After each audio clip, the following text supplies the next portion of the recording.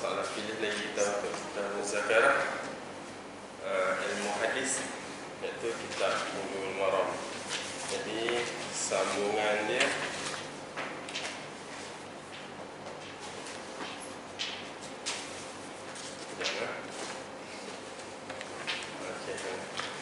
hadis nombor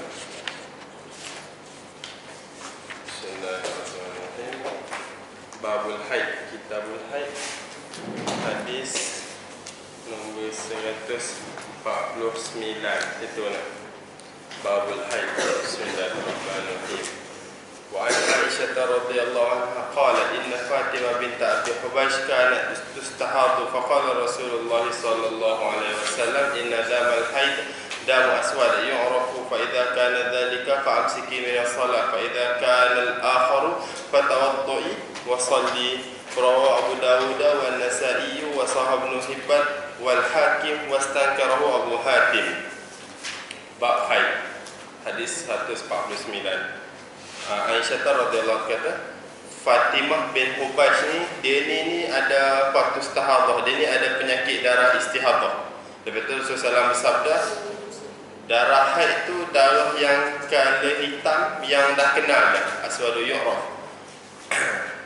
Itu kalau darah tu tak ada, kalau darah tu ada darah haid tu fa'am sikit, maka berhenti sembahyang. Tapi kalau darah yang lain, hendaklah kamu berwuduk. Jika darah yang lain, hendaklah kamu berwuduk dan kamu solat. Itu masalah darah haid kalau hitam, orang dah kenal dah, stop. Kalau keluar darah lain, darah istihadah, kena sembahyang. Wa an Aisyah radhiyallahu anha wa fi hadits Asma binti Umays inda Abi Dawud litajlis fi mirkan fa idza ra'at sufrah faqa al-ma' faqtasil lizuhri wal asri ghuslan wahida wa taghsil lil maghribi wal isya ghuslan wahida wa taghsil lil fajri ghuslan wa tawaddu'a fi ma baina dhalik. Apa itu? Di sisi Asma bin Umays ni dalam kitab Abu Dawud, hendaklah seorang perempuan tu dia duduk dekat atas besen macam itulah. Kalau dia tengok colour kuning dekat atas air tu, hendaklah dia mandi untuk Zuhur dan Asar sekali mandi. Lepas tu Maghrib dan Isyak sekali mandi. Dan untuk Fajar tu sekali mandi saja. Dan dia berwuduk pada setiap demikian tu. Maksudnya kalau perempuan kena darah istihadah ni penyakit lah darah istihadah ni, itu dia duduk dekat atas besen. Tu tengok kalau air yang bawah besen tu kalau kuning, Zuhur dengan Maghrib sekali mandi, Zuhur Maghrib. Zuhur dengan Asar sekali Maghrib, Maghrib dengan Isyak sekali mandi, Subuh sekali mandi. Tapi setiap lepas tu wuduk sendiri setiap-setiap. Wa an Hamnah binti Jahsh qalat kuntu ustahadu haidatan kabirah syadidah fa'atatu an-nabiy sallallahu alaihi wasallam astaftihi faqala inna ma hiya raqdatun min asy-syaitan fatahayyadi 6 ayyam aw 7 thumma ightasili fa idza stanqati fasalli 24 aw 23 wa sumi wa salli fa inna dhalika yujziuka wa kadzalika faf'ali kama tahidun nisa fa in qawiti ala an tu'akhkhari az-zuhra wa tu'addili al-'asra thumma taghtasili hina tatuhurina wa tusallina az-zuhra wal-'asra jami'an thumma tu'akhkharina al-maghriba wa tu'ajjalina al-isya'a thumma taghtasilina wa tajma'ina baina salatain faf'ali wa taghtasilina ma'a as-subh wa tusallina qala wa huwa a'jabul amrayn ilayya rawahu al-khamsah ila an-nasa'i wa sahih Tirmidzi wa hasanahu al-Bukhari. Okey. Ni Hamnah bin Hubaysh dia kata, dia ni Hamnah ni dia istihadah yang banyak semua. Lepas tu dia pergi jumpa Nabi. Lepas tu Nabi kata darah istihadah tu hanyalah apa ni, satu tendangan daripada syaitan. Yang itulah satu gangguan daripada syaitan. Maka hendaklah kamu berhaid, kamu haid tu lebih kurang 6 atau 7 hari. Lepas tu kamu mandi. Lepas tu bila kamu dah bersih, kamu semayanglah 24 hari ataupun 23 hari. Lepas tu puasa semayang. Demikian tu dah memadai dah pada kamu. Kamu buatlah macam mana orang perempuan biasa buat. Jadi kita faham kat sini orang perempuan biasa haid tu 6-7 hari. Lepas tu cara nak mandi pula. Maka jika kamu mampu di atas nak melambatkan Zuhur dan mengawalkan Asar, lepas tu kamu mandi ketika suci dan kamu sembahyang zuhur dan asar sekali. Macam jamak tu kan, tapi bukan jamak, macam jamak. Zuhur ambil lambat, asar ambil awal. Summa tuakhirin, kemudian kamu lambatkan maghrib dan kamu awalkan isyak, kemudian kamu mandi, kamu jamak sekali dua sembahyang. Kamu buatlah faf'ali. Lepas tu untuk sembahyang subuh tu kamu mandi dan kamu sembahyang. Lepas tu Nabi cakap wa huwa ajabul amrana ilayya. Ini yang paling aku suka daripada dua cara ni. Maksud dia cara apa? Ambil zuhur ke belakang, asar waktu biasa. Lepas tu isyak, maghrib belakang, isyak waktu biasa. Subuh dia yang macam tu je lah. Okay.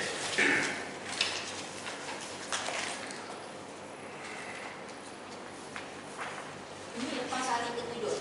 Ya. Ini lepas hari ke-7. Biasa ini selepas hari ke-7. Ya, selepas ni waktu dia istihadhah ni ke orang perempuan 30 bulan 30 hari sepanjang.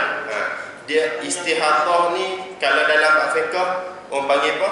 Masalah yang paling payah ke antara payah lah masalah istihadhah. Iaitu istihadhah yang mutahayyar, dia pening. Kira macam ni, orang perempuan tu dia keluar darah lepas tu dia keluar darah 1 bulan, dia tak tahu dia ni start bila. Lepas tu dia tak reti nak check beza. Orang panggil mutahayyar, perempuan yang memeningkan kalau dalam bab fiqh. Memang yang tu payah semua. Istihadhah ni kena 1 bab pula. 1 bulan dia darah tak habis. Orang panggil masalah istihadhah ni. Jadi waktu yang 7 hari awal tu haid, kira haid 24 hari tu kira belakang. Kalau dia tak tahu dia start pada mana, itu problem sikit kita. Mustahadah, kena check. Ada panjang perbahasan dia dalam fiqh. Okey, tak apa. Dekat hadis ni kita tengok. Dia kata apa? Kalau kau kuat, zuhur kau lambat, asar awal. Lepas tu mandi, lepas tu solatlah zuhur dengan macam jamak. Isyak pun dengan maghrib, ambil maghrib lambat, isyak awal. Awal waktu biasa, waktu masuk dia. Lepas tu mandi, lepas tu himpunkan. Subuh buat macam biasa. Lepas tu Nabi kata cara nombor 2 ni cara yang paling aku suka untuk perempuan yang datang darah haid. Darah istihadhah, perempuan yang diuji dengan masalah istihadhah ni. Okey. Jenis macam jamak ni bahasa Arab panggil ialah al-jamu suri.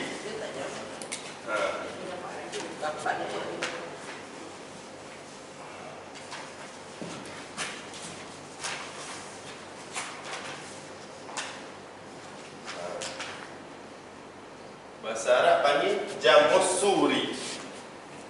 Jamu suri. Alif lam ni.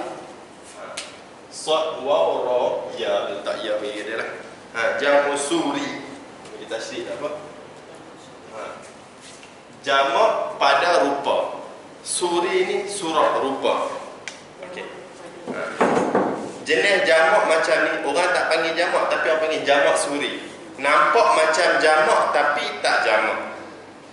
Nampak macam jamak tapi tak jamak. Sebab apa tu? Dia cuma melambatkan waktu pertama tu saja. Waktu kedua tu sembahyang awal-awal waktu. Masuk waktu azan asar sembahyang terus. Tapi azan zuhur, sebuah sembahyang zuhur dia lambatkan. Kalau kata asar pukul 4.30. 4.15 baru dia sembahyang zuhur. Orang panggil apa? Jamak suri. Jamak pada rupa. Rupa saja macam jamak tapi bukan jamak. Macam mana kita bagi contoh? 20 atau 30 minit sebelum nak jamak tu 20-30 minit sebelum nak zuhur tu kita habiskan. Sebelum nak asar, kita asar 4.30. Kita kata 2,5 jam atau 20 minit. Kita ambil setengah jam lah, senang cerita. Contoh kalau kita ada mak ayah tua, sakit, tak boleh berjalan, yang pakai apa? Kursi tu apa? Besi tu apa? Kursi roda. Kursi tolak tu. Macam mana cara dia kalau kita nak tolong dia? Kita pakai bagi dia orang jamak suri. Waktu zuhur tu kalau kita asar 4.30, zuhur pukul 4 kita ambil dia, kita bagi basuh mandi dia apa semua, pakai baju apa, dah habis. Lepas tu wuduk, mungkin kita kata 15 minit nak cincai lagi mari kan. Mandi 15-20 minit. Lepas tu habis 4.15. 4.15 atau 4.20, mandi lambat sikit kan. Lepas tu bagi dia semayang sunat sebelum Zuhur 2 rakaat. Lepas tu bagi dia semayang Zuhur 4 rakaat. Habis semayang Zuhur 4 rakaat, bagi dia semayang sunat lepas Zuhur 2 rakaat. Cincang lagi baik. 15 minit tu habis, cuncun dia habis, mungkin 2-3 minit lepas dia habis, masuk azan asar. Masuk azan asar, habis azan asar, bagi dia semayang sunat sebelum asar 2 rakaat, semayang asar. Nampak macam jamak tapi tak jamak. Himpun, dekatkan saja. Ini orang panggil jamak usuli. Jadi insya-Allah lah kalau kita ni ada mak ayah yang tak sihat tu, waktu tu lah cara nak khidmat dia. Dia macam mana? Tolong dia tu kan. Sehari 3 kali je lah kita waktu kita nak cara nak bicara dia tu 4.30 pukul 4. Kalau maghrib ke isyak masuk pukul apa? 8.30 kan? 8.30 cincang lagi mari. Pukul 8 kita bagi dia mandi pergi sembahyang maghrib siap-siap. Dengan subuh tak payah lah. Subuh tu special. Ambil awal sikit dengan bagi dia sembahyang tahajud. Waktu dia tua ni lah untuk buat amal kebaikan. Dia nak ni kita tak kuat. Macam ni lah. Boleh lah. Ini lagi baik daripada kita pakai jamak yang terus tu. Jamak yang tu jamak tamam. Sebab dekat jamak tamam masalah orang sakit itu ada khilaf ulama. Ada ulama bagi, ada ulama tak bagi. Yang ni insya-Allah tak ada masalah lah. Tu Nabi kata ini pun aku suka. InsyaAllah lah. Okey. Lepas tu dekat mak ayah ni kena buat baik lah. Bagi perempuan yang masih istihadah, masih heavy flow lagi, maknanya boleh mandi juga, kena mandi juga. Okey, perempuan istihadah ni tak habis kan? Darah dia tu kan? Macam ni lah. Waktu bila dia nak macam pukul 4 tu kan, dia kena mandi. Lepas tu dia kena tutup tak? Dia masak, lepas tu dia kena semayang. Sebab tu dekat bila buat macam ni, jadi seolah-olah boleh 3 kali je sehari. Safe sikit. Kalau 5 kali tu ni sikit, leceh sikit lah, boleh safe sikit. Macam tu lah untuk orang istihadah tu. Okey, kita nampak sini insya-Allah. Okey, itulah kalau orang sakit pakai masalah ni insya-Allah.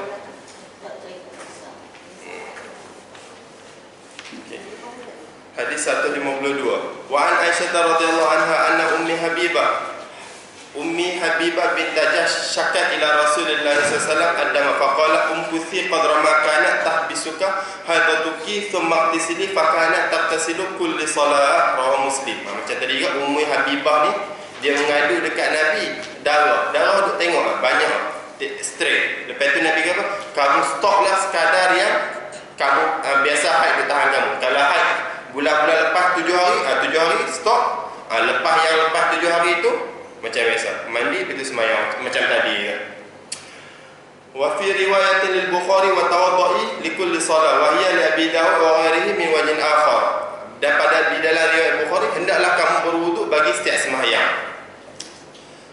Thumma wa an Ummi Athiyyah radhiyallahu anha qala kunna la na'uddu az-zukrata wa sufra ba'da tuhri syai'a. Rawahu Bukhari wa Abu Dawud wa lafzullah. Ummi Athiyyah kata kami ni tidak membilang kutrah ni keruh. Kalau keruh, sufrah dan kuning selepas suci ni sesuatu pun. Jadi ni perbahasan masalah warna-warna haid. Di sisi ini dia kata warna kuning ataupun warna keruh tu bukan haid. Tapi kalau di sisi mazhab kita Asy-Syafi'i rahimahullah kuning tu still haid lagi. Jadi tak ada apa kita dengar. Wa an Anas radhiyallahu anhu anna yaqul kanu idza habatil mar'atu lam yu'akiluha faqala an-nabiy sallallahu alaihi wasallam isna'u kulla shay'in illa nikah. Rawahu Muslim. Anas bin Malik radhiyallahu kata sesungguhnya orang Yahudi apabila isteri dia orang, apabila perempuan dia orang ni datang haid, dia orang tak makan sekali, tak dinner duduk satu meja satu table tu makan asing-asing. Betul Rasulullah kata apa? Isna'u kulla syai'in illa nikah. Kamu buatlah semua kecuali tidur. Kecuali inilah tidur tu saja. Wa an Aisyah radhiyallahu anha qala kana Rasulullah sallallahu alaihi wasallam ya'muruni fa'tadhiru fayubashiruni wa ana haid. Muttafaqun alaih. Aisyah pula dia kata Rasulullah sallallahu alaihi wasallam dia suruh aku ikat kain macam tu lah, pakai kain, ikat kain. Lepas tu dia mubasyarah ni tak nak terjemah apa, tak erti juga apa tu? Itu bahan-bahan kan. Dia mubasyarah dia mubasyarah lah, dia berkulit lah. Basyar ni kulit, dia berkulit akan aku macam ular kan. Wa ana haid, sedangkan aku ni tengah duk haid.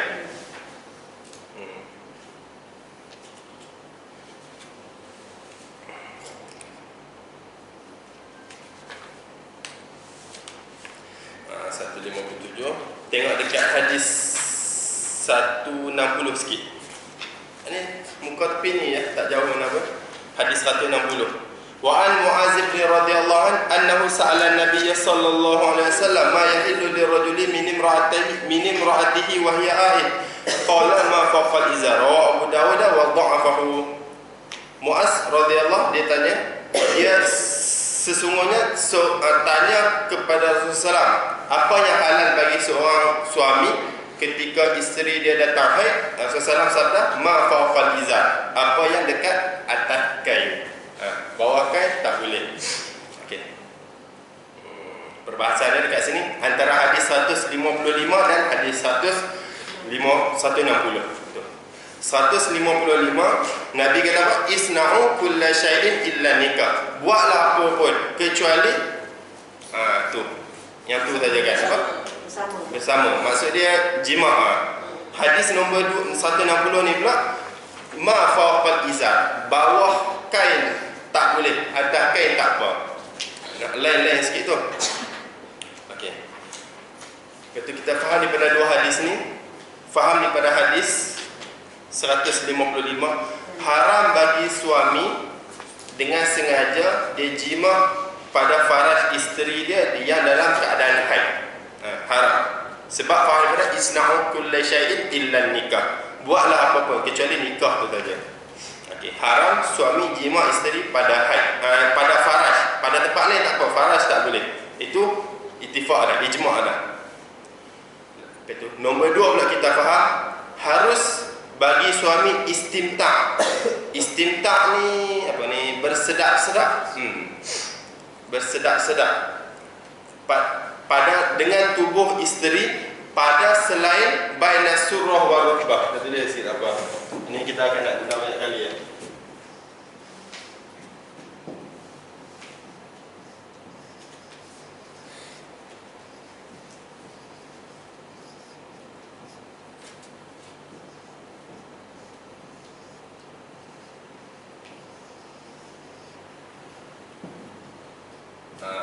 Baina surati wa rukbati, di antara apa ni, surah apa, lutut dan rukbah. Mana lutut mana pusat tak tahu. Ini lutut, ini pusat. Rukbah dan ni lutut, ini pusat. Ini masalah dia istimta'.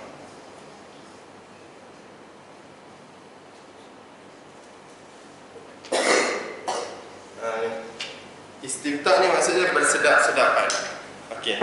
Harus seorang suami istimta' isteri dia baina surah wa rukbah, atas di pada selain apa ni, pusat dan lutut. Istimta' harus faham daripada hadis 160. Ma fawqal izar, apa yang di atas kain.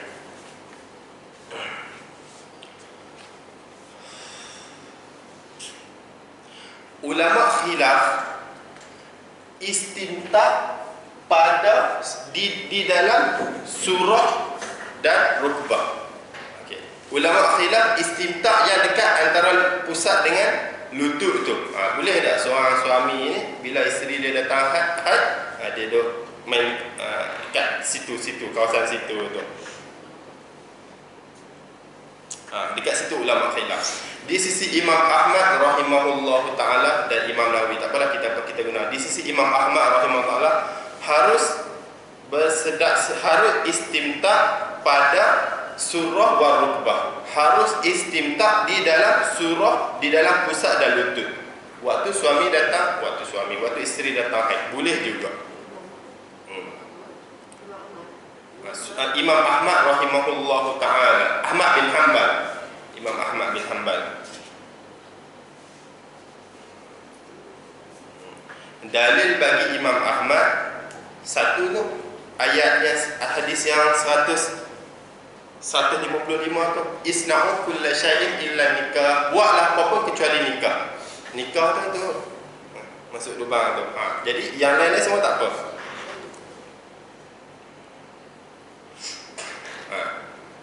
Jadi dekat bahagian paha ni pun boleh, kecuali istimta' dekat bahagian paha boleh.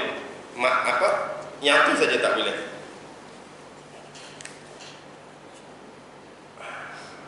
Lepas tu cara dia orang istidlal, hadis 150, cara Imam Ahmad istidlal hadis 155 ni, Nabi kata apa? Buatlah segala sesuatu kecuali bersetubuh. Kecuali bersetubuh. Jadi kita faham nak main kat tepi-tepi tu pun boleh. Di sisi Imam Ahmad rahimahullah ta'ala. Dan di sisi Imam Abu Hanifah, Imam Hanafi, Imam Malik dan Imam Syafi'i. Tadi Imam Nawawi dia duduk dengan mazhab Imam Ahmad, tak apalah. Di sisi Imam Syafi'i, Imam Malik dan Imam Hanafi, haram bersedak-sedak pada bahagian pusat dan lutut. Haram bersedak-sedak pada bahagian pusat dan lutut.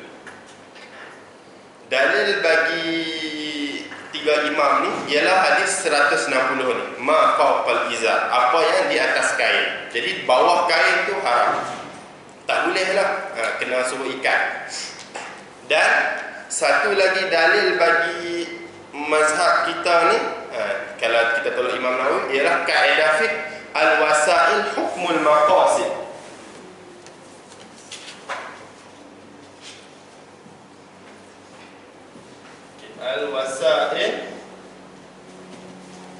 Al-wasailu hukmu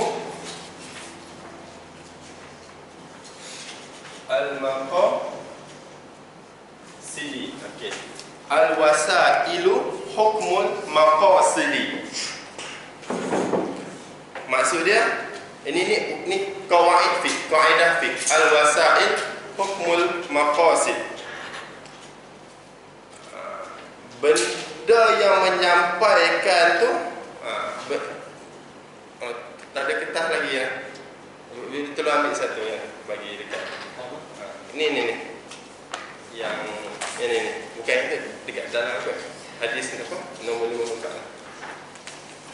Okey. Al-wasail hukmul maqasid. Perkara yang menyampaikan ialah hukum perkara yang dimaksudkan. Al-wasail hukmul maqasid. Ini antara kaedah fiqh, kawaid fiqh. Benda yang menyampaikan ialah hukum benda yang dimaksudkan. Perkara benda serupa lah. Okey. Dia bagi tahu jima tu yang itu kan, zakat masuk ke dalam lubang faraj tu haram. Jadi paha ni, apa yang di antara pusat dan lutut pun haram juga. Sebab apa? Takut membawa. Itu orang bagi. Al-wasail, perkara yang menyampaikan. Ini kan tepi-tepi dah tu kan. Hukmul maqasid ialah hukum benda yang dimaksud. Yang dimaksud kat tengah tu je. Itu. Apabila faraj yang haid itu ialah haram, maka istimta', bersedak-sedak pada anggota yang di antara pusat dan lutut pun hukum dia haram juga. Ini di sisi jumhur, tiga imam. Ilat dia sebab apa? Inilah al-wasail hukmul maqasid, kerana boleh membawa kepada contoh lain pula dia bagi contoh. Zina hukum dia haram ke halal? Haram lah. Jadi benda yang membawa kepada zina pun haram juga hukum dia. Macam orang zaman sekarang ni, dia orang suka kawan budak-budak lelaki perempuan, couple lah. Benda yang membawa kepada zina, kawan lelaki perempuan sebelum kahwin, ataupun tengok cerita elok-elok, tengok cerita tak senonoh tu, hukum dia ialah haram juga. Sebab boleh membawa kepada zina. Yang haram zina saja. Bila boleh membawa, hukum dia haram. Al-wasail hukmul maqasid. Ini kaedah fiqh. Kahwin pula. Kahwin halal. Kahwin. Lepas tu pergi tengok perempuan time kahwin. pergi tengok anak dara orang, apa? Merisik, tunang kan? Merisik kan? Yang pergi tengok kan, bawa soleh bawa air pasal tak depan kan. Bila kahwin tu halal, pergi tengok merisik tu pun halal juga. Dia setengah perempuan, dia pakai benda ni tau. Muka dia ni dia tak mau tunjuk dekat ajnabi, lelaki lain. Tapi kalau kita nak pergi merisik dia, waktu tu dia kena buka. Sebab apa? Kita nak kahwin dengan dia tu benda halal. Merisik yang itu hukum dia hukum halal juga, hukum kahwin juga. Jadi boleh kita nak tengok muka dia pada ketika itu. Al-wasail hukmul maqasid. Okey, satu. Ya, nampak sini lah. Ini ni kaedah fiqh. Lepas tu dekat sini lagi kita faham. Orang Yahudi, dia orang ni kalau orang perempuan dia datang haid, dia orang macam tengok kotor sungguh, tinggal terus, makan sekali pun tak. Hindu pun sama. Hindu? Indian, Hindu. Dia tak bagi lah. Okey. Kita faham kat sini, orang Yahudi ni dia ni tafrid. Okey.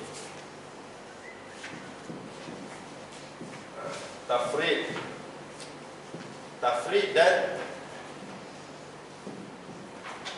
ifrad. Tafrid dan ifrad. Tafrid ni sempit.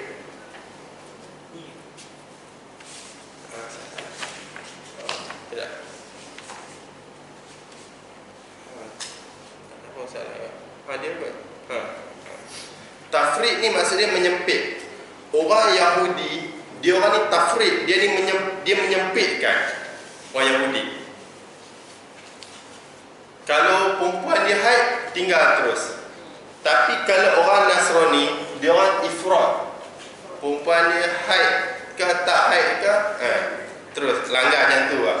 Jenis bawa kereta, jenis langgar lampu merah ni dia orang Nasrani.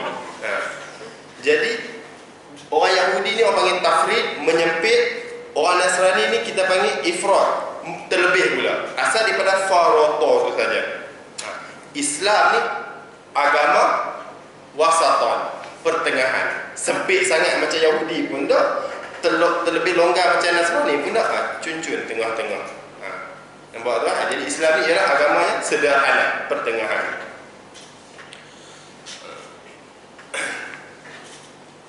Okey.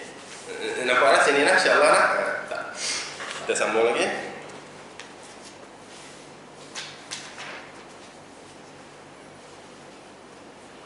Hadis wa an Aisyah, hadis 157. Wa an Aisyah radhiyallahu anha qala kana Rasulullah sallallahu alaihi wasallam. Ni. Itu baca dah kan? Hadis 158. Wa an Ibn Abbas radhiyallahu anhuma. Hadis 157 lah. Wa an Ibn Abbas radhiyallahu anhu an Nabi sallallahu alaihi wasallam fil ladhi yatim ra'atahu wa hiya haid qala yatasaddaqu bi dinar aw nisfi dinar awal khamsa wa sawal hakim wa ibn Qattan wa rajahu ghayrahu waqfahu. Ibn Abbas kata sallallahu pada orang lelaki yang dia tidur dengan perempuan dia sedangkan isteri dia tu haid, apa? Yatasaddaqu bi dinar aw bi nisfi dinar. Dia kena bayar 1 dinar ataupun dia kena bayar setengah dinar. Ini orang panggil apa? Kalau orang seorang denda. Okey.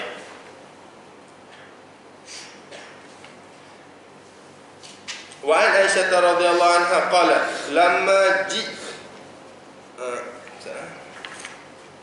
ini hadis 157. Okey. Hadis 157 tadi. Dia pusing-pusing sikit lah. Tak apa sih. Okey, tinggal dulu. Hadis 157 tadi. Rasulullah SAW kata, siapa yang orang lelaki, masalah orang lelaki yang dia datang isteri dia pada ketika haid, dia kena bayar 1 dinar ataupun setengah dinar. Okey. Dekat sini ni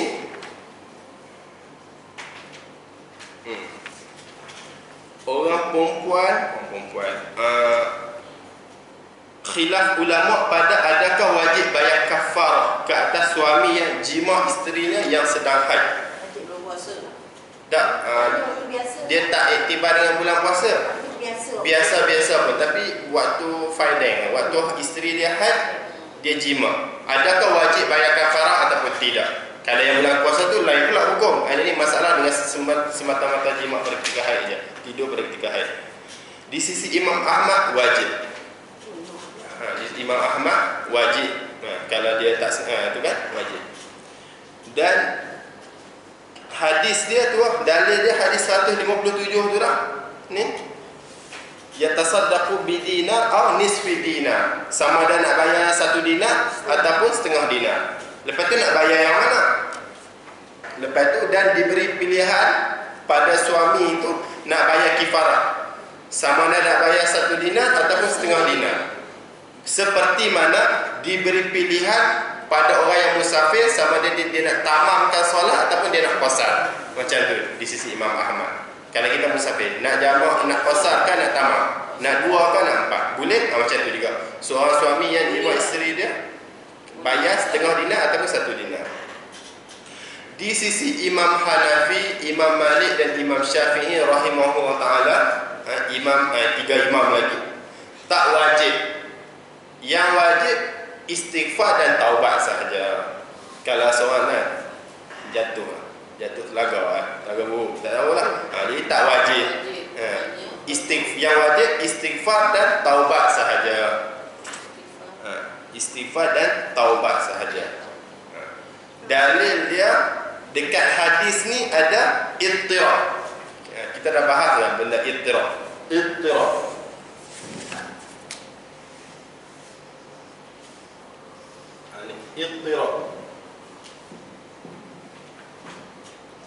Ini ta, alif ba, ta, ra, alif ba. Ittirab.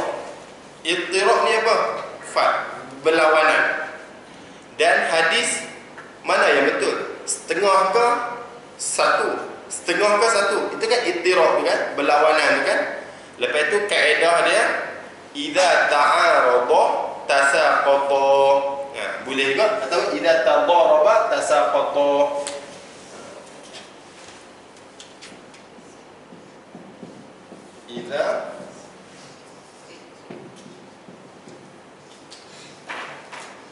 Idza tadaraba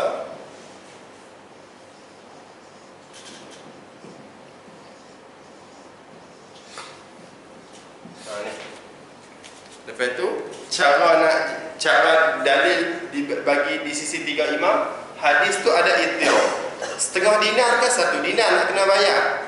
Bila ittirab, bila dia berlawan sama sendiri, idza tadaraba tasaqata. Apabila berlawan kedua-duanya, tasaqata, gugur kedua-dua dia. Benda lawan tak tahu setengah ke satu, buang dua-dua. Terus tak ada hukum. Sebab nak berkeluar hukum ni mesti kena yang diperjelas jelas. Ni tak jelas. 1 ke setengah ke 2, setengah ke 1, buang terus tak wajib bayar kafarah. Kalau di sisi Imam Ahmad pula wajib bayar. Yang masalah 2 hadis ni diberi pilihan. Sama macam masalah jamak ataupun nak tamam ataupun nak qasar pada ketika musafir. Idza tadaraba tasaqata. Okey. Kafarah tu dibayar pada isteri. Ya, apa pula bayar kat isteri? Bayar nanti. Bayar tu lah kafarah pakai miskin. Okey. Lepas tu okey, tapi kalau isteri dah habis kalau haid apa haid. Kalau jima pada haid kena bayar kafarah kan. Lepas tu isteri dah habis haid boleh tidur sekali. Cuma dia masalah ayat Quran surah Al-Baqarah ayat 222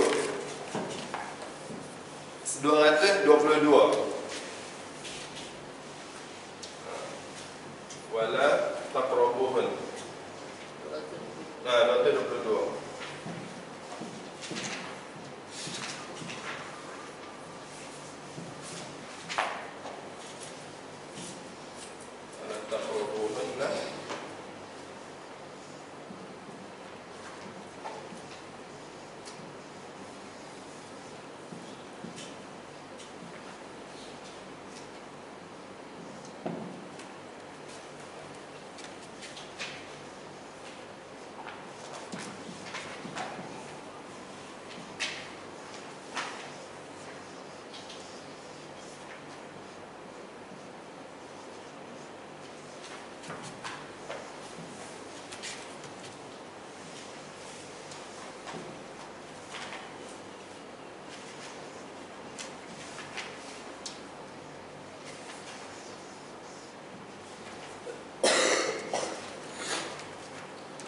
Min fa'tuhunna min haitsu amarakumullah. Tak apalah. Surah Al-Baqarah ayat 222. Wala taqrabuhunna hatta yatahur. Dan janganlah kamu mendekati isteri kamu sampai dia suci. Maksud mendekati ni bukan mendekati ni, tapi dan janganlah kamu tidur bersama dengan isteri sampai dia suci. Fa idza tatahharna fa'tuhunna min haitsu amarakumullah. Ada sambung sikit. Dan apabila dia telah suci, fa'tuhunna min haitsu amarakumullah. Kamu datangilah isteri kamu ni dari sekira-kira apa yang Allah Ta'ala suruh. Maksud dia, semua boleh kecuali tempat najis tu kan. Okay. Dekat fa'idha tatahharna. Jadi, apabila isteri telah habis haid, bolehkah seorang suami nak tidur terus ke? Ataupun, apa yang dimaksudkan dengan tatahharna? Di sisi Imam Malik, Imam Syafi'i dan Imam Ahmad, okay, di sisi Imam Malik, Imam Syafi'i dan Imam Ahmad, tatahharna ni dengan mana iktasalna. Apabila dia telah suci, dengan mana apabila dia telah mandi wajib. Jadi bukan kata isteri dia berhenti darah tak tahu macam mana, darah tak keluar, habis haid, terus nak boleh terus tak boleh, kena suruh dia mandi dulu. Maksud fa'idah tatahharna dengan idza tasalna, apabila dia dah mandi junub. Di sisi Malik, Syafi'i dan Ahmad rahmatullah alaih. Dan di sisi Imam Abu Hanifah, di sisi mazhab Hanafi, Imam Hanafi, fa'idah tatahharna ni apabila dia telah suci, dengan mana fa'idah ghasalna, basuh, bukan mandi. Maka apabila telah dia suci, maksudnya maka apabila dia telah basuh faraj. Maksudnya bila seorang isteri dah habis haid, dah berhenti haid, suami boleh nak tidur, nak bersama, walaupun dia belum mandi wajib lagi. Cukup so dia basuh sikit-sikit je tu pun tak apa dah. Dekat tatahharna ni di sisi Imam Abu Hanifah dengan mana apabila isteri telah membasuh faraj. Tapi kalau di sisi Syafi'i, Maliki dan Ahmad radhiyallahu anhu, tatahharna ni dengan mana apabila isteri dah mandi wajib. Jadi dekat situ perbahasan sikit itu.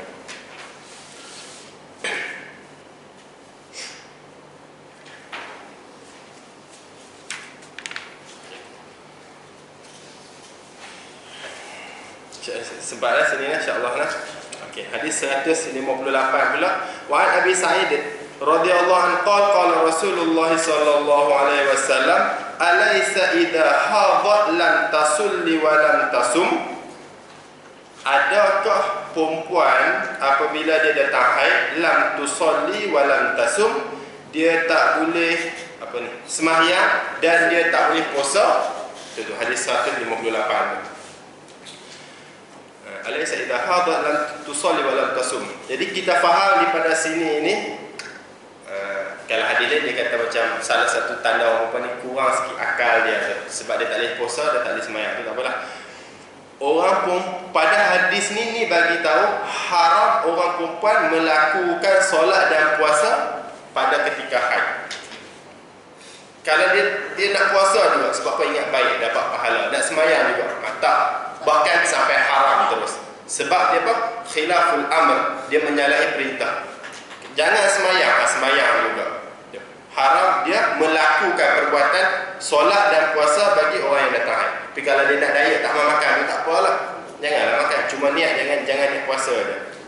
Jika dia buat juga, bukannya tak sah, bahkan berdosa, sebab khilaful amr. Kenapa khilaful amr? Menyalahi perintah. Menyalahi perintah ni. Khilaf ni menyalahi, al-amri ni perintah. Khilaful amr, menyalahi perintah. Nabi tak lagi puasa, nak puasa juga. Dia ingat baik, bagus, sebenarnya bukan baik, bagus, tersilap, melanggar perintah. Okey. Itu nombor satu kita faham daripada hadis ni. Alaysa idza hadat lam tusalli wa lam tasum. Nombor 2 punya kefahaman pula, bila mana haid tu dia mengharamkan puasa dan solat. Haid dia mengharamkan puasa dan solat. Okey. Solat ni dia punya martabat, dia punya haid dia tinggi tau. Maka haid ni lebih aula lah untuk mengharamkan baca Al-Quran. Baca Quran dekat sini sikit. Nampak tu? Step-step ibadat tu kan. Baca Quran ni dekat sini. Kalau tak ada wudu pun boleh baca. Semayang kat sini mesti kena ada wudu. Bila mana haid ni mengharamkan puasa, mengharamkan semayang, haid ni untuk mengharamkan baca Quran lebih aula. Dekat sini orang panggil apa? Aulawiyah. Lebih aula dia mengharamkan baca Quran. Jadi kita faham hukum pada sini, haram baca Quran untuk orang yang haid. Sebab semayang pun tak boleh, baca Quran lagi dah tak boleh. Lepas tu jumhur kata, di sisi jumhur haram baca Quran pada ketika haid. Nampak dah?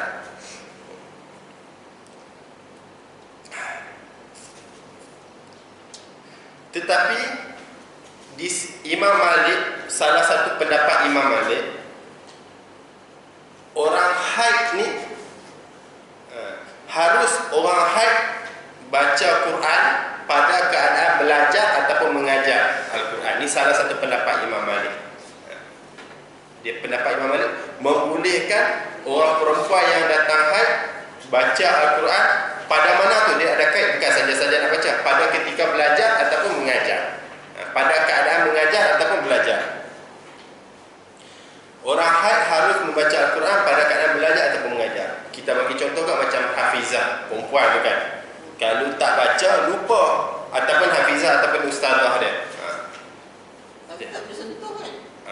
Itu Allah lah, saya pun tak pernah tengok, tak pernah tanya pula dia orang macam mana. Macam tu kot, tak sentuh kot. Asal hukum nak baca pun tak boleh, nak sentuh pun tak boleh, apa semua lah. Tapi di sisi Imam Malik, boleh juga. Pergilah tanya ustazah-ustazah hafizah apa, dia orang baca macam mana. Mungkin dia membaca. Baca sajalah. Tapi dia tak bersentuh. Agak.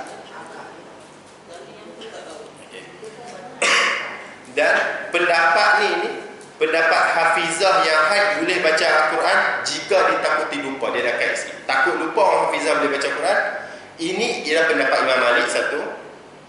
Ini juga pendapat Imam Bukhari, Imam Malik, Imam Bukhari, Tabrani, Ibnu Munzir, Daud Zahiri, Sya'bi.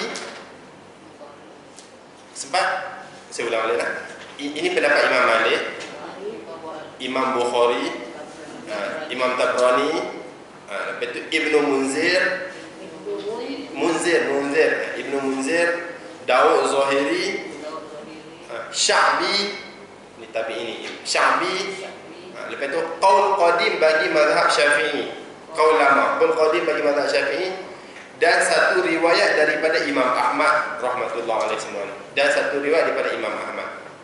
Nampak macam banyak, tapi kalau kita tengok dekat jumhur lagi banyak lah. Jumhur tak bagi langsung baca Quran orang haid. Tapi di sisi dia orang ni, perempuan yang hafizah boleh baca Quran jika takut lupa Quran. Imam Malik, Imam Bukhari, Tabrani, Ibnu Munzir, Daud Zahiri, Sya'bi, qaul qadim bagi mazhab Syafi'i, dan satu riwayat daripada Imam Ahmad. Dalil bagi dia orang ni yang tak bagi baca, yang bagi baca Quran ni ialah kaedah fiqh, usul kaedah fiqh. Jadi kita faham Quran ni walaupun hukum dia datang daripada Quran dan hadis, ada juga kita istinbat hukum dengan menggunakan qawaid fiqh, kaedah fiqh.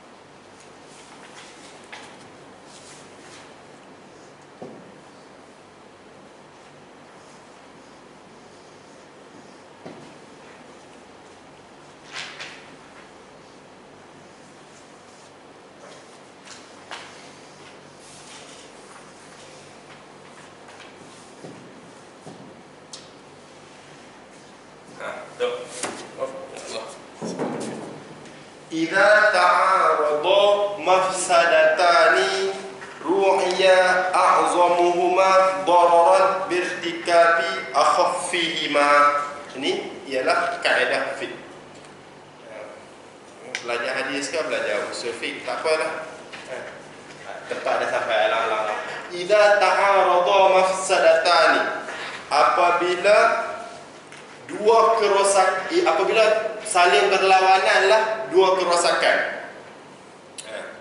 Idza ta'arada mafsadatani, apabila saling berlawanan oleh dua kerosakan, ru'ya a'zamuhuma dararan, nescaya kena dira'i, kena dipelihara yang paling besar nisbah darurat. Nescaya kena dipelihara yang lebih besar kemudaratannya.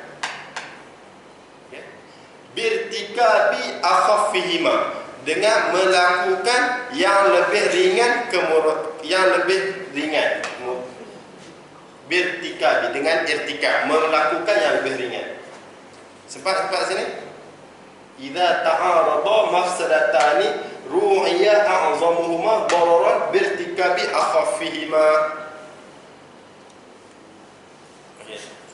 Apabila saling berlawanan dua kerosakan, dua benda jahat, dua benda kerosakan berlawanan, nak buat macam mana? Ru'ya, hendaklah dipelihara yang paling teruk, yang paling besar. Macam mana cara pelihara tu? Kita buat yang paling ringan. Ini kaedah fiqh. Dia kaedah fiqh mungkin 40, lepas tu dia keluar ke 1 lebih lah, mudah-mudah. Jadi hukum hakam kita datang daripada kaedah fiqh ni lah. Imam Syafi'i rahimahullah dia susun lagi kan. Okey, dekat sini orang hafiz, perempuan hafizah.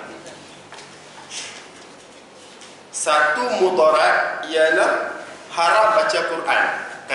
Nampak tu? Satu mudarat dia, mudarat pertama ialah haram baca Quran. Ni mafsadah, kerosakan.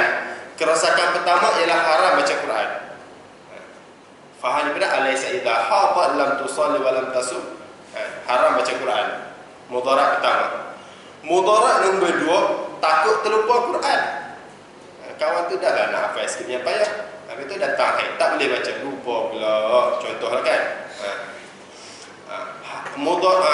Mafsadah, kerosakan yang pertama haram dengan Quran. Kerosakan kedua, takut lupa Quran. Bila dua ni berlaga, nak buat macam mana ni? Jumhur tak boleh baca awal lagi dah. Tapi di sisi Imam Malik dan beberapa imam ni dia pakai kaedah ni. Jadi mana yang paling besar, mana yang paling kecil? Okey, lupa Quran ni lagi teruk, pegang berdosa, time tu saja. Okey, cukup. Lupa Quran ni dah lah lupa, nak kena ulang lagi leceh banyak aja kan. Jadi kita ra'i, kita jaga yang lagi besar, lupa Quran, dengan buat yang lagi kecil. Apa? Baca Quran. Nampak sini insya-Allah ni. Ini idza ta'arada mafsadatani ru'ya a'zamuhuma dararan birtikabi akhaffihima. Jadi di sisi Imam Malik dia guna kaedah fiqh ni lah untuk membolehkan hafizah walaupun datang haid tapi boleh baca Quran. Sebab apa? Sebab takut lupa Quran. Ni kaedah fiqh. Dekat sini juga ada apa soalan kat sini? Tak ada lah, insya-Allah lah. Okey. Masalah kita masuk sikitlah, dah halang-halang jumpa dekat. Masalah sekarang kita ni Muslim country, right? But we have demokrasi. Kita ni Muslim country, tapi kita ada demokrasi. Lepas tu kita ada election. Kita kena election. Kita kena apa tu? Election. Apa tu? Undi ya. Kita kena undi ya. Pilihan raya. Okey.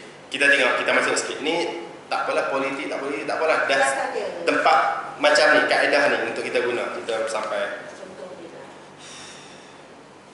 bila Muslim mengundi, dia akan menyebab kita ni pecah belah tau. Satu B, satu A, satu B. Kan dah pecah belah tu. Quran kata wa'tasimu bihablillahi jami'an wa la tatafarraqu, ataupun wa la tafarraqu fi. Surah apa? Ali Imran ayat 103. Wa la tafarraqu fi 103. Wa la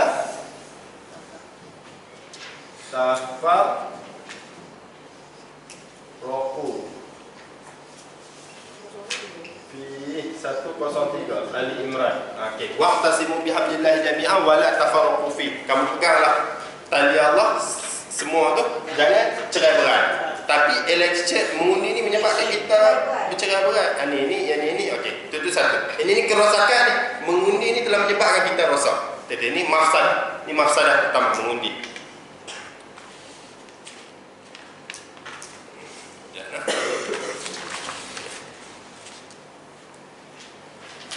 Dalam surah An-Nisa ayat 141. Di dalam surah An-Nisa ayat 141.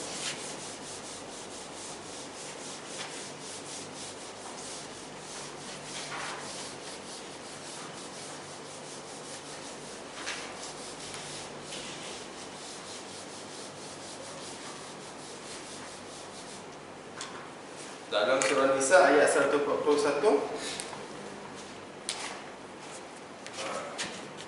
walan yaj'alallah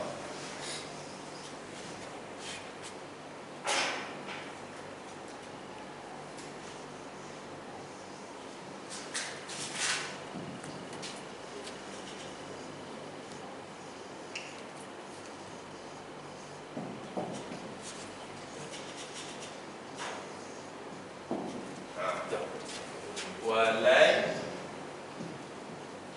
yaj'alallahu lil kafirina alal mu'minina sabila. Okey.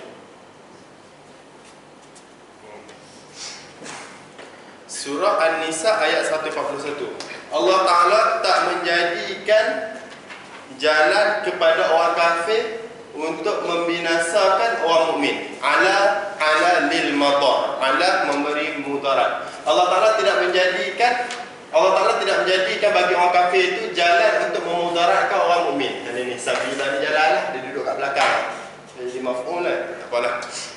Ni surah An-Nisa ayat 141.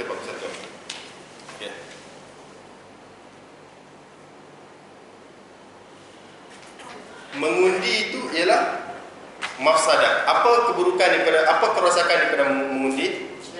Umat wala tafarraqu, pecah. Muslim pecah. Okey. Tapi kalau kita tak mengundi, contoh kita punya apa tu orang panggil?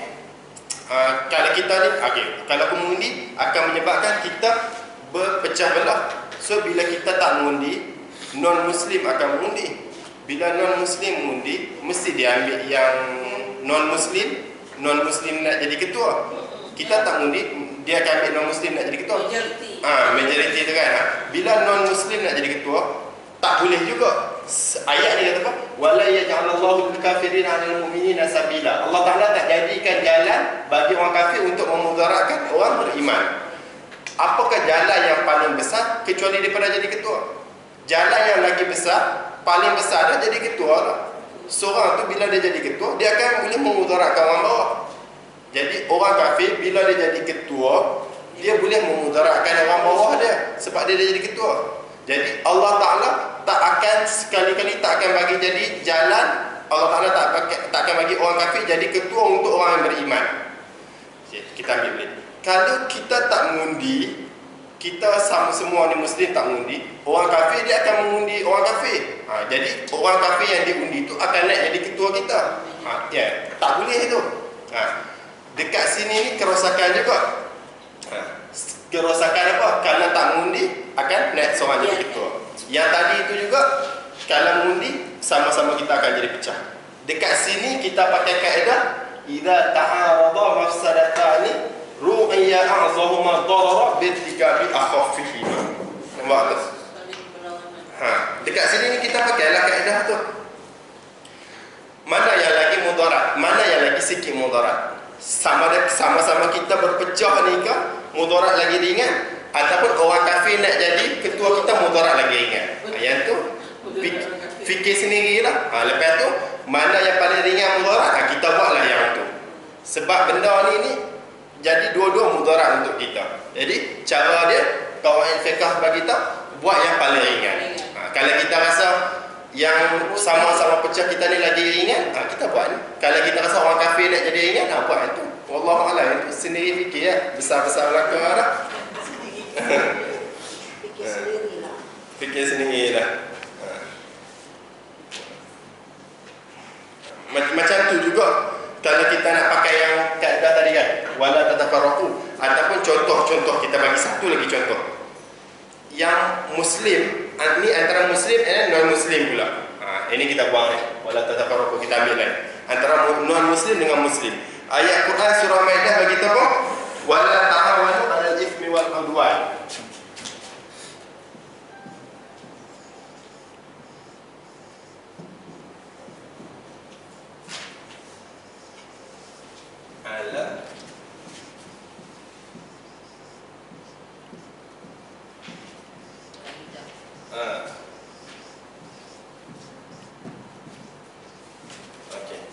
Surah Maidah ayat 2. Wala ta'awanu 'alal itsmi wal 'udwan. Surah Maidah ayat 2. Janganlah kamu tolong-menolong di atas buat dosa dan buat apa? Kemungkaran, itulah pencerobohan. Aduan ni musuh. Okey, janganlah kamu tolong-menolong di atas buat benda mungkar, benda jahat. Itulah kita terjemah mudah-mudah. Okey. Muslim, non-muslim. Wakil apa tu? Rakyat. Mudah-mudah kita cakap. Wakil rakyat yang muslim ni jahat. Betul. Kita tahu dah, memang kalau dia naik atas, memang dia akan betul?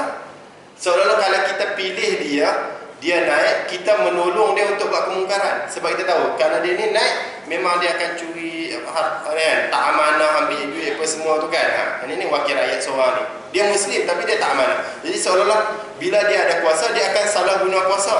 Bila kita undi dia tu, seolah-olah kita menolong dia untuk dia al-ithm. Tapi ayat Quran kata wala ta'awanu, jangan kamu tolong-menolong di atas buat benda kemungkaran. Satu. Yang ayat atas pula Allah Ta'ala tak bagi, Allah Ta'ala tidak akan jadikan sekali-kali jalan untuk orang kafir menguasai orang mukmin. Satu muslim tapi jahat, satu lagi kafir. Kalau dia nak, dia menguasai orang mukmin. Jadi dekat sini ni apa yang lebih kuat untuk menguasai orang mukmin daripada jadi ketua pada orang mukmin? Ini dua mafsadah ni, dua kerosakan sedang berlaku depan kita ni. Lepas tu macam mana cara kita nak buat? Kalau kita tak undi, takut dia ni orang kafir naik undi dia ni naik. Kalau kita undi, dia ni nanti dia tikam kita. Ulang ni. Jahat dia ni. Lepas tu cara dia, kita pilih yang mana lagi ringan untuk jaga yang paling besar. Tak tahulah mana yang ringan, mana yang besar. Faham-faham sini nampak ni? Kaedah ni, politik ni ni. Ini dah politik zaman sekarang ni, salah satu dia. Kalau nak tinggal pun tak boleh, tak tinggal pun tak boleh. Itu ikut kefahaman masing-masing. Mana yang, siapa yang rasa paling ringan, dia buat yang itu. Kalau rasa paling ringan belah sini, buat sini. Kalau rasa paling ringan belah sini, buat sini. Itu kefahaman masing-masing lah. Kalau masuk bab itu kezaliman oleh besar, satu bagi satu menyebabkan akidah, itu menyebabkan fasad itu. Okey, sini fasik, tak ada masalah. Fasik, dia jahat dah orang bagi, zalim. Masa atas ni Allah Ta'ala sendiri kata Allah Ta'ala tak akan bagi jalan orang kafir untuk menguasai orang mukmin. Benda apa yang paling besar daripada orang kafir boleh menguasai orang mukmin daripada jadi ketua dia, jadi ketua pada orang mukmin? Okey, masalah kita satu, tapi masalah memang ayat Quran bagi kita macam tu juga. Jadi mana dua-dua ni bagi mudarat, dua-dua ni ialah kerosakan bagi kita, dan benda ni berlaku sekarang. Mana yang kita nak buat? Kalau tak buat, takut jadi macam ni pula. Kalau orang kafir naik menguasai kita lagi terus. Benda kita dah nampak dah, benda dah terjadi dah. Kalau kita ambil belah sini, yang muslim kita ni tak elok, sakit kita juga. Jadi faham-faham sendirilah. Wallahu a'lam lah, mana yang paling ringan kita ambil buat. Ala kulli hal Mana ala kulli hal ni whatever. Ala kulli hal ni di atas tiap keadaan je tu lah, whatever lah. Ala kulli hal cara untuk ganti pemimpin ni yang sungguh-sungguh dia, kita yang ni pun kita takut, yang ni pun kita takut, kalau boleh kita tak mau dua-dua. Surah An-Nur ayat 55. Panjang. Surah An-Nur ayat 55. Wa'adallahu alladhina amanu minkum wa 'amilus shalihat la yastakhlifannahum. Surah An-Nur ayat 55.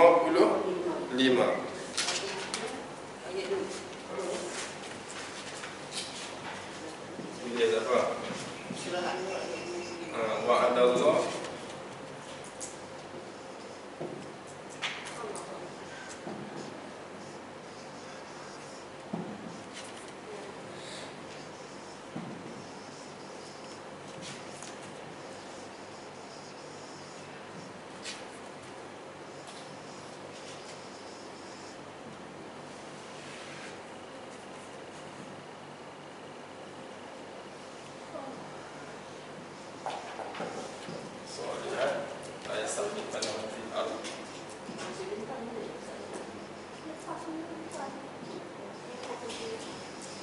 Musafir.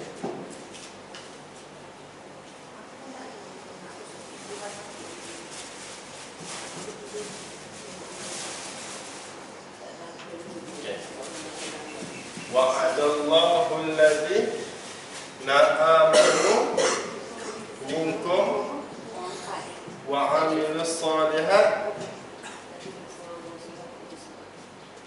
la yastakhlifannahum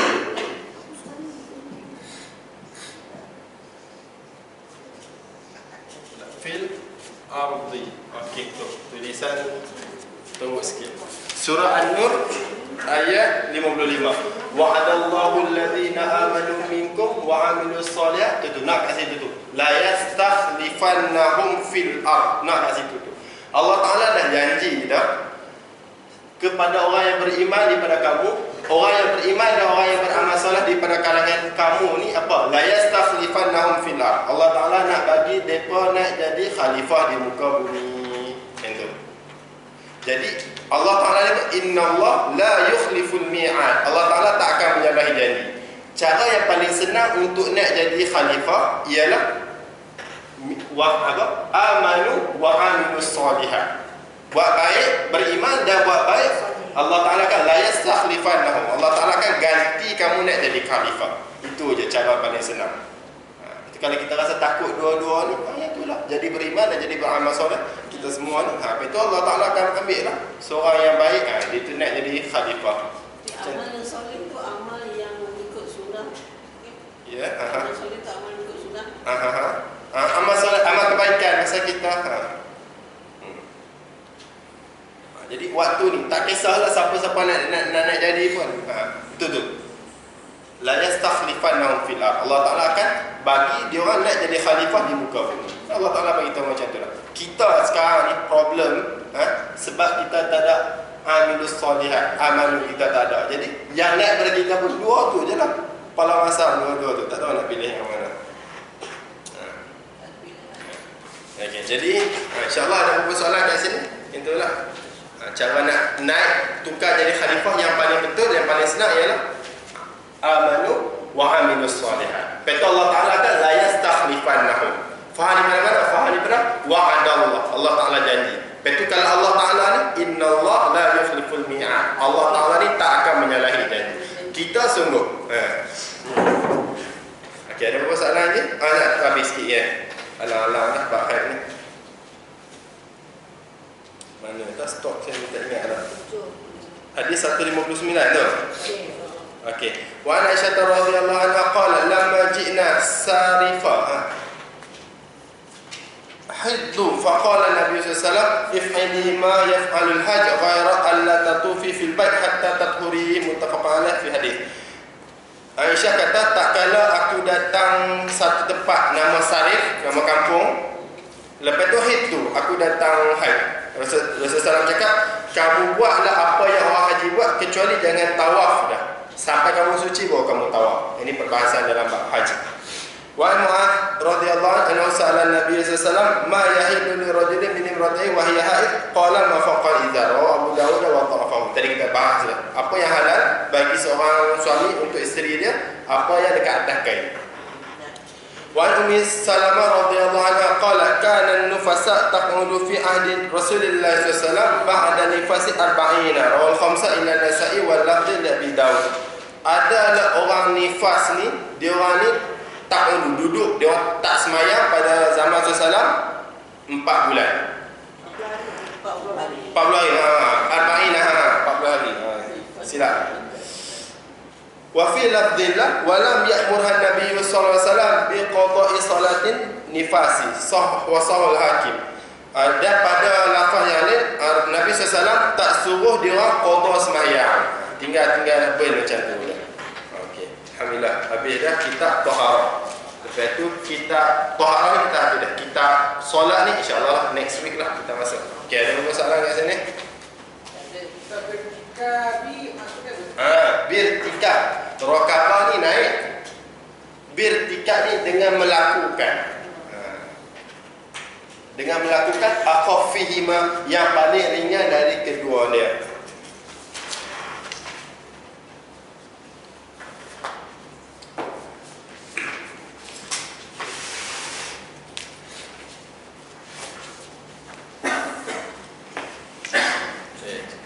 Lagi? Tak ada lah. Ya, alhamdulillah. Kita syukur kepada Allah SWT. Allah SWT pilih kita untuk kita muzakarah ilmu hadis. Jadi benda yang baik-baik ni kita kena ambil. Benda yang kita boleh amal, kita amal insya-Allah. Benda tak boleh amal, jangan amal. Dan kita sampaikan apa yang baik pada Allah SWT. Yang tak lemah ni, buruk ni atas kelemahan diri saya. Tertutup majlis dengan tasbih kafarah. Subhanallah wa bihamdihi, subhanaka wa bihamdika, asyhadu an la ilaha illa anta, astaghfiruka wa atubu ilaik. Subhana rabbika rabbil izzati amma yasifun, wa salamun alal mursalin, walhamdulillahi rabbil alamin.